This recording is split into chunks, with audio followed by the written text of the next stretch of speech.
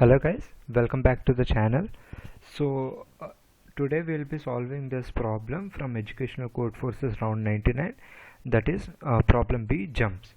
So what is given in the question? We are given that we are standing at point 0, 0 and at every kth jump you can move from a particular point on x-axis to either y plus x plus k.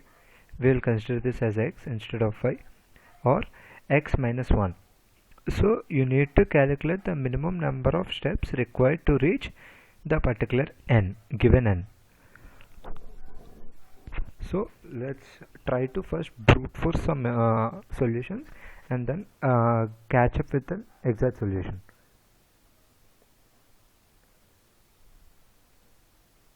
If we consider for 0, 1, 2, 3, 4, 5, 6, 7, 8, 9, 10, 11, 12, 13, 14, 15, minus 1, minus 2, minus 3. So what happens is, if you consider to get to 1, then this is definitely the optimal path to reach 1. If you consider to get to 3, you take one step. After one step, the next time you take, either you take y x plus 2 steps, or you take one step backwards. Okay, so I'll explain you from first. So at every point you either have y plus k steps, y plus k, you can at each step you can move y plus k times kth position, or you can move back to y minus 1th position. So that depends. According to your optimal solution, you need to check whether you want to take this point greedily at that time, or you want to select this point greedily at that time. So if you start building up the solution, one common pattern we can observe is for the numbers 1 and 3 and 6, 10, 15. 1, 3, 6, 10, 15. These paths are the optimal. For 1 you get to 1 in 1 step, for 3 you get in 2 steps, for 6 you get in 3 steps, 10 in 4 steps, 15 in 5 steps. Why? See, within one jump you are reaching to maximum of it. So you travel from 0 to 1 with maximum you can take only one step at the first jump, so you are moving maximum. From 1 you can only take 2 steps for the second jump, so you are taking the 2 steps and you are reaching 3 with minimum number of steps required. Like this is one step, this is the second step, so 2. And similarly this you are moving 3 positions within minimum number of jumps. For the minimum number of 3 jumps, the maximum position you can reach is 6. Similarly, for the minimum number of 4 jumps, the maximum position you can reach is 10. So this is one observation we have made. Okay, nice. Then one more observation what we can make is, whenever you consider this number 2, let it be 2, or let it be 5, let it be 9, let it be 14. So for these numbers, the best path would be, you reach the particular number, you reach this particular number 6, and you get back one step again. So that would, for 5 it would be 4 steps. These 3 steps you reach 6, and from 6 you come back once again, that is one step extra. For 5 it's 4, and similarly for 9 it will be 5. Why? Because the best path from here starts to get here, here, here and here in 4 steps, and then you trace back again one step, total 5 steps. So for again one more assumption, like one more analysis we have made. And we have made one more observation. What is it? For all the n minus 1s, like if we consider these to be xi's, if the number is xi minus 1, then it will take, if we'll consider this ai plus 1 steps. Okay, this is one observation we have made. For all the remaining conditions, for 11, 12, 13, 8, 7, whatever number it might be, one thing we can observe is, for example, we'll consider the number 8. To reach 8, if we reach 4 in the optimal way, and if we add for reaching 4, the optimal number of steps required is 3. Then in the next step you can reach 8 by y plus 4, because the next step is fourth step, so you add 4 for the y, that is 4, so you reach 8. So what we have observed is, if we know all the optimal steps up to a particular point, then we can easily calculate from that point to the required point, made by 8 or 12 or whatever it is. So for example, similarly, if we consider 12, the optimal path would be trace back from 12. Let's see what can be the optimal path for 12. For 7, you have, if we brute force and calculate for 7, you will get the optimal number of steps required will be 4. And if we add this step, because after 4th step the 5th step occurs, so from 7 you directly jump 5 steps and you reach 12. That will definitely be the optimal path. So once you have brute force up to 15 numbers, you will start seeing a pattern, which is I will show you the pattern here. For first step you will take 1 step, for 2 you will take 3, 3 you will take 2, 4 you will take 3, 5 you will take 4, 6, 3, 7, 4, 8, 4, 9, 5, 10, 4, 11, 5, 12, 5, 13, 5, 14, 6, 15, 5.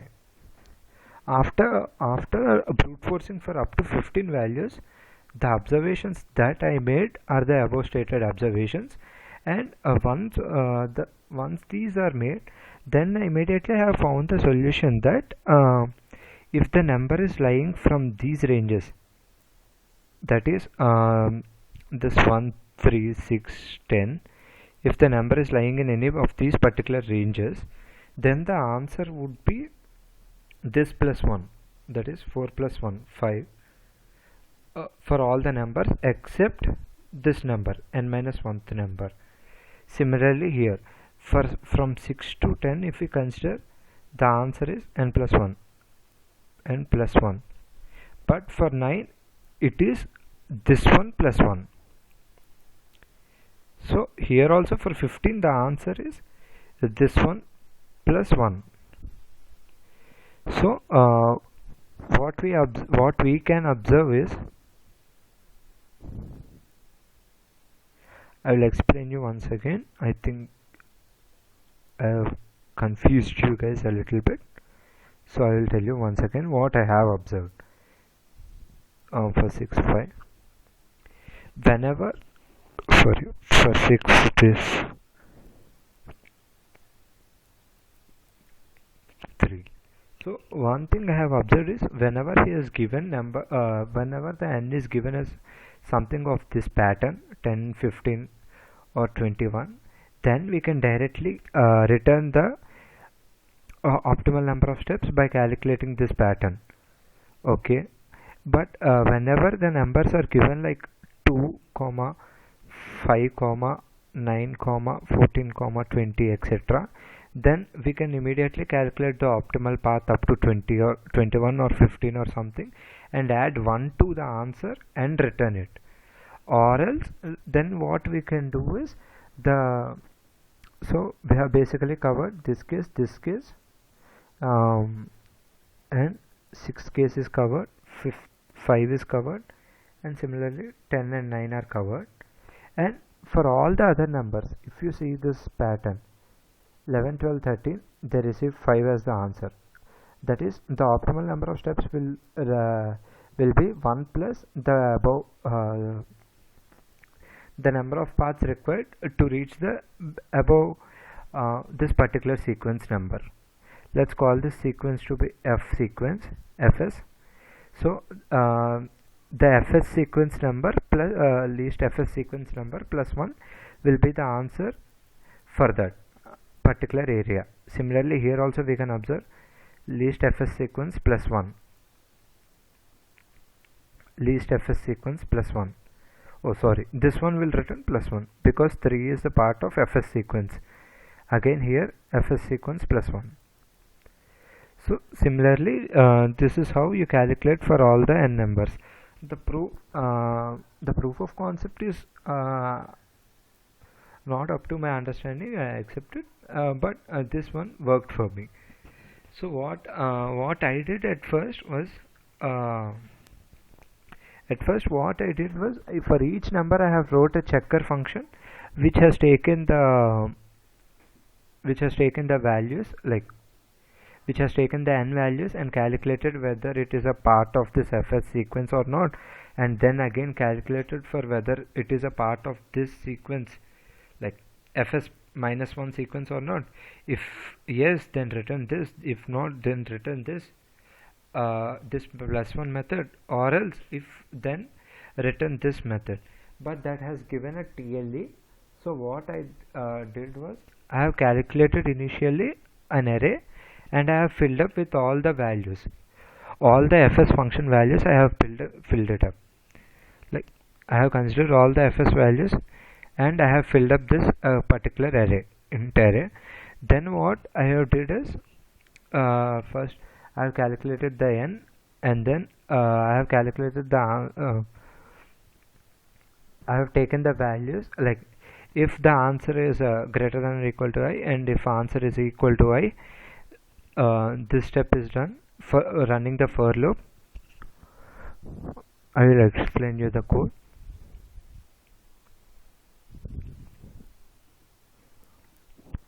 So what's happening is I've created this array 1 3 6 10 15 21 and so on up to 2000 elements. Then what I did is I have taken two variables, answer and val, and I am given with some n is from the input, and then first I will check for which value array of I is greater than or equal to n. So let us say n is equal to